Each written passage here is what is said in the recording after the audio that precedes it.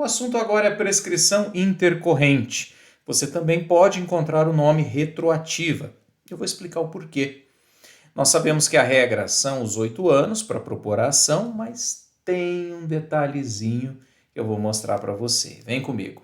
Aqui no slide, no artigo 23, você sabe que o prazo de 8 anos começa a correr do fato ou do dia em que cessar a permanência, nos casos de infrações que se prolongam, que se protraem no tempo. Nós vimos também que a instauração do inquérito civil ou do processo administrativo suspende, pause, no prazo prescricional por no máximo 180 dias corridos. Agora, olha o parágrafo 5º do artigo 23. Uma vez que a prescrição é interrompida, o prazo recomeça a correr do dia da interrupção, tudo bem, mas pela metade do prazo da cabeça do artigo, do caput do artigo 23. Gente, qual que é o prazo do artigo 23? 8 anos. E uma vez que é interrompida, 4. Ah, professor, então tem essa novidade, esse detalhe? Tem, gente. Tem esse detalhe. Esse detalhe derruba muita gente. Eu vou mostrar a questão cobrada sobre isso. Então o prazo é de 8, mas uma vez que seja interrompido, aí começa a correr pela metade. Metade de 8 são 4 anos. E aí a pergunta que você me faz, a pergunta óbvia e natural e necessária. Professor, quando que interrompe? Quando que interrompe a prescrição? Eu vou te mostrar. Olha só. O artigo 23, parágrafo 4º diz: o prazo de prescrição interrompe-se. E aí você tem ajuizamento da ação e nas questões condenatórias. Ou seja, chegou a ação de improbidade administrativa, ajuizou, protocolou a ação, como a gente fala, né? Deu entrada na ação, como a gente diz no meio leigo, interrompe. Então, do dia em que a ação for ajuizada, interrompeu a prescrição, a partir daí, 4 anos. E aí, professor, 4 anos até quando? Esse é um detalhe. Nós temos os marcos prescricionais, como grandes colunas, olha ali. 2, publicação da sentença condenatória. 3, o acórdão do tribunal que confirma a condenação ou reforma a improcedência. Tinha sido absolvido, foi condenado. 4, publicação do acórdão ou decisão do STJ que confirma a condenação ou que reforma a improcedência. Tinha sido absolvido no tribunal, foi condenado no STJ. E a última hipótese, a decisão ou acórdão do STF que confirma a condenação ou reforma a improcedência. Nesse caso, tinha sido absolvido no STJ, mas foi condenado pelo Supremo. Tá bom? Absolvido nas instâncias anteriores. Fala STJ, pode ter sido no tribunal, pode ter sido até em primeira instância. Então eu tenho aqui colunas. Como é que funciona? Prazo de 8 anos, ajuizou a ação, 4. Qual que é o próximo momento que interrompe? Se a sentença for condenatória. Então, entre o momento do inciso 1 e o momento do inciso 2, o prazo é de 4 anos. Se o processo tramitar por mais de 4 anos, está prescrito, entre o ajuizamento e a sentença condenatória. O terceiro, o acórdão do tribunal, é um terceiro momento. Então, entre cada um desses momentos, é como se a gente colocasse ali um revezamento de 5%. São 5 momentos aqui, 5%. Você não tem que passar, né, o marcador para o próximo corredor seguir, né? Não tem que passar aquele objeto lá, que eu esqueci o nome. Então, tem momento 1, momento 2, momento 3, momento 4, momento 5. Se entre esses momentos decorreu mais de 4 anos, está prescrito. Isso que você tem que entender. Uma vez interrompido, conta pela metade e aí eu tenho os marcos. Tá bom? Igual na troca do revezamento de 4 por 100, aqui seria 5 por 4, né? 5 momentos de 4 anos cada. E um detalhe, só interrompe quando condena. Eu vou repetir, só interrompe quando condena. Quando absolve, o réu não interrompe.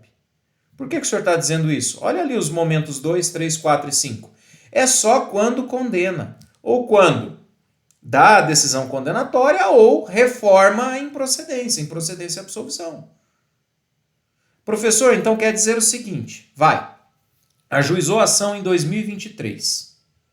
Em 2025, sai uma sentença absolutória ou de improcedência, para ser tecnicamente correto. Sai uma sentença de improcedência, uma sentença que absolve o réu.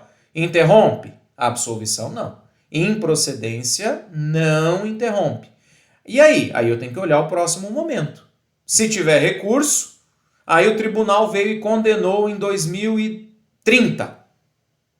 Ah, professor, são 4 anos, foi absolvido, mas condenado pelo tribunal em 2030, mas entrou com ação em 2023. Entre 2023 e a condenação pelo tribunal, que seria a reforma da sentença de improcedência, passaram-se mais de 4 anos? Passaram-se. Então está prescrito.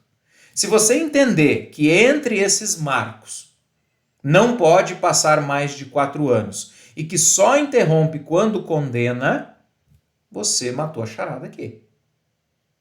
Então, professor, ajuizou, mas foi absolvido em primeiro grau, foi absolvido em segundo grau, foi condenado no STJ. Ah, o condenado no STJ é o inciso 4. Só que no inciso 3 e no inciso 2 não interromperam porque foi absolvido. Então, não interrompe. Aí eu tenho que pegar o primeiro momento, que é o inciso 1, a data do ajuizamento da ação, até a condenação no STJ. Porque foi só ali que, nesse exemplo meu, interrompeu. Deu mais de 4 anos? Provavelmente. Até chegar em Brasília, provavelmente vai decorrer mais de 4 anos. E aí, se decorreu mais de 4 anos, está prescrito. Beleza? E se fosse assim, absolvido ainda pelo STJ e condenado no Supremo? Eu ia ter que olhar do ajuizamento da ação até a condenação no Supremo. Só interrompe quando propõe ação e quando condena. E aí eu tenho os marcos. Se não condenou, não interrompe. Eu olho o prazo, vejo se entre os marcos transcorreu mais de 4 anos. Se passou mais de 4 anos, um abraço para o gaiteiro, tchau para a nona. É desse jeito mesmo, tá bom? Olha aqui uma questão. Considere os seguintes itens. Aí ele vem. Inciso 1. Ajuizamento da ação de improbidade. Interrompe? Interrompe. 2. Publicação da sentença condenatória. Publicação da sentença condenatória. Interrompe? Interrompe.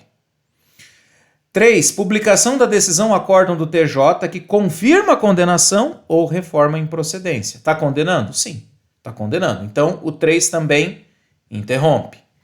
4. Pela publicação de decisão ou acórdão do STJ que confirma a condenação ou reforma em procedência. Beleza? Beleza, interrompe também. E 5. Publicação de decisão ou acórdão do Supremo Tribunal Federal que confirma a condenação ou que reforma o acórdão de improcedência. E aí, pessoal? Também interrompe. Então, essa é uma questão que testa os nervos, porque todas estão corretas. Todas estão corretas. E aí o aluno que não sabe ou sabe só uma parte da matéria, ele fica inseguro, fica indeciso. E agora? E tende a... vou escolher aqui. Não é escolher. Ou sabe ou não sabe. É 880, é quente ou frio. Morno não dá no concurso. Morno não dá. Nesse caso, todas essas hipóteses interrompem. Todas estão corretas. Então é a letra C, 1, 2, 3, 4 e 5. Todas interrompem. Quando eu olho aqui, você acertou, vamos ver as estatísticas, e eu tenho 23% de erros. Tá certo? Mas o que você tem que saber é que os marcos interruptivos são nessas hipóteses, e quais hipóteses? No ajuizamento e nas condenações, e que entre esses marcos, entre esses momentos, não pode passar mais de 4 anos. De modo que se tiver uma absolvição ali no meio, não vai interromper. Tá bom? Julgamento de improcedência ou absolvição não interrompe.